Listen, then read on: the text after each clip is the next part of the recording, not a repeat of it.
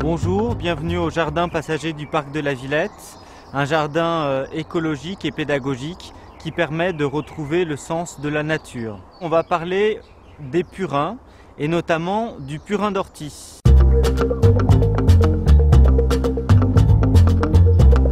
C'est une plante très précieuse et pourtant elle n'a pas bonne presse. C'est une niche écologique extraordinaire, elle peut accueillir jusqu'à 30 variétés de papillons et 5 espèces de coccinelles. Mais surtout, donc, on peut faire un purin d'ortie qui va nous servir à fertiliser le sol. C'est aussi un produit qui va nous permettre de lutter contre certains insectes et notamment contre les pucerons. Ce purin d'ortie, c'est une macération de la partie aérienne de la plante, les feuilles, les tiges. Il va falloir donc couper ces tiges et ces feuilles. Avant de couper les orties, il faut juste regarder s'il y a des chenilles ou des cocons de papillons.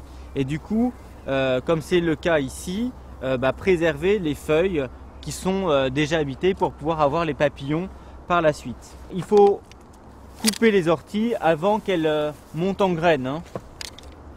On peut faire ça à la main aussi.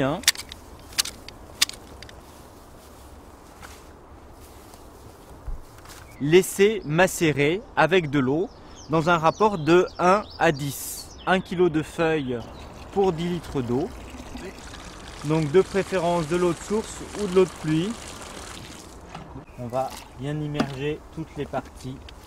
On peut mettre un couvercle avec une pierre pour assurer que les feuilles trempent et que la macération soit complète. Cette fermentation, eh bien, on va la faire plutôt à l'ombre. Il va falloir tourner de manière régulière et tant qu'il y a des bulles qui apparaissent, ça veut dire que la macération n'est pas finie et donc que le purin n'est pas prêt. Au bout de 15 jours, 3 semaines, on va filtrer et avec cette matière, eh bien, on va ou arroser ou pulvériser. Il va falloir l'utiliser de manière diluée pour ne pas brûler les plantes. 2 volumes de produit pour 10 volumes d'eau.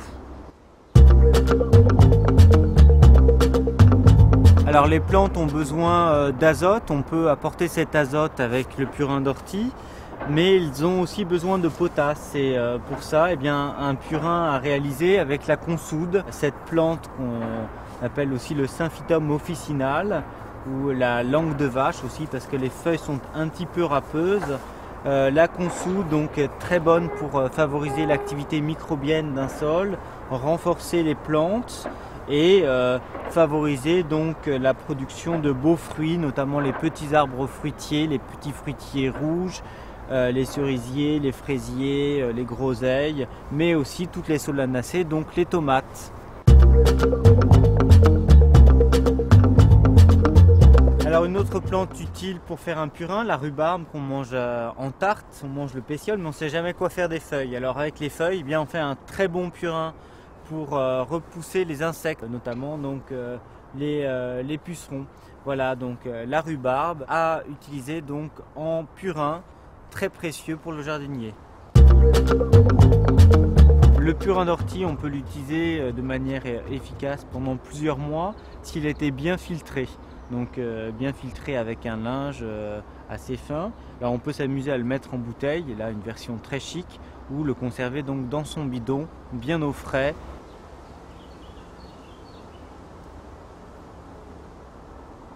Alors bonne réalisation de vos purins et encore bienvenue à vous si vous le désirez au jardin passager du parc de la Villette le samedi et le dimanche.